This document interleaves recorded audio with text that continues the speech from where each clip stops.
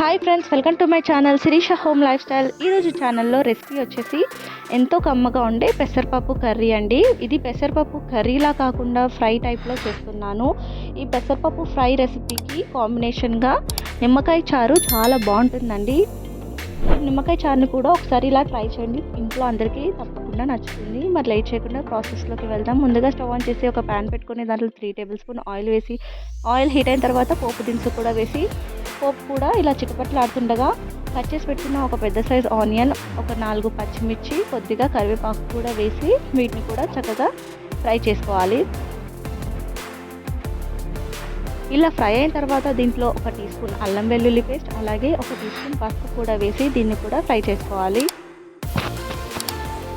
ఈ పెసరపప్పు fry recipe చాలా సింపుల్గా ఇంట్లో ఎవరైనా చేసుకోవచ్చండి. చాలా టేస్టీగా ఉంటుంది. తప్పకుండా ఇంట్లో ట్రై చేయండి.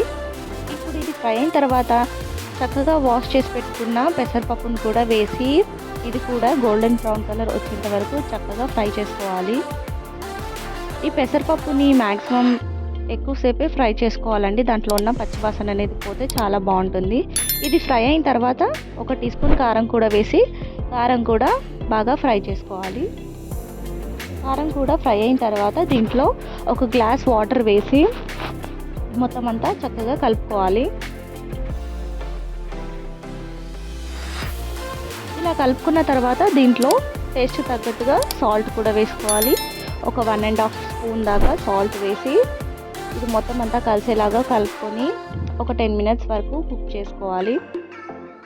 మూత పెట్టి కుక్ చేసుకున్న తర్వాత చూస్తే వాటర్ అనేది ఇంకిపోలేదు, మొత్తం అంతా ఎగిరిపోయేలాగా కుక్ చేసుకోవాలి. లాస్ట్కి ఓన్లీ పెసరపప్పుయే ఉండాలి, మొత్తం ఈ వాటర్ అనేది కనిపించకూడదు. ఇది ఫ్రై టైప్లో చేస్తున్నాను కాబట్టి. ఇప్పుడు మరి కాసేపు దీన్ని కుక్ చేసుకోవాలి. మళ్ళీ మూత పెట్టి ఒక 5 to 10 మినిట్స్ వరకు కుక్ చేసుకొని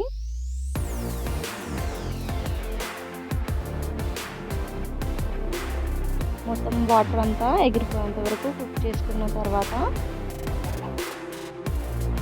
చూస్తే ఇలా ఉంటుంది. ఇప్పుడు ఈ టైంలో 1 టీ స్పూన్ ధనియా పౌడర్, అలాగే కొత్తిమీర వేసుకొని ఇంకా ఒక 5 మినిట్స్ కుక్ చేసుకొని ఇంకా సర్వ్ చేసుకోవడమే.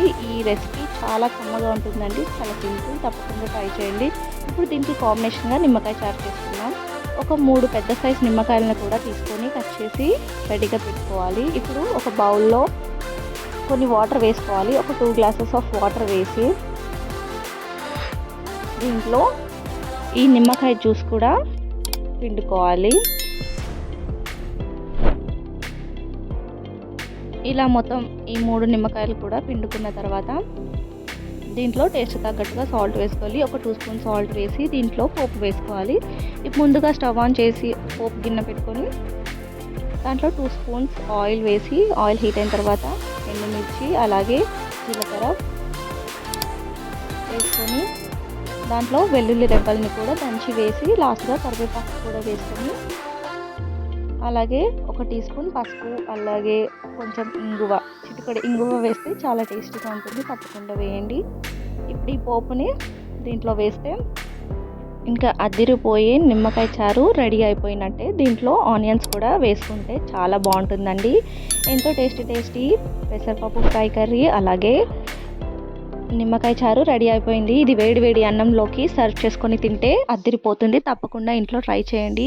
చాలా సింపుల్గా ఉంటుంది ఈ రెసిపీ. ఈ వీడియో నచ్చితే తప్పకుండా లైక్ చేయండి, కామెంట్ చేయండి, షేర్ చేయండి. Thank you for watching. Thank you for your time.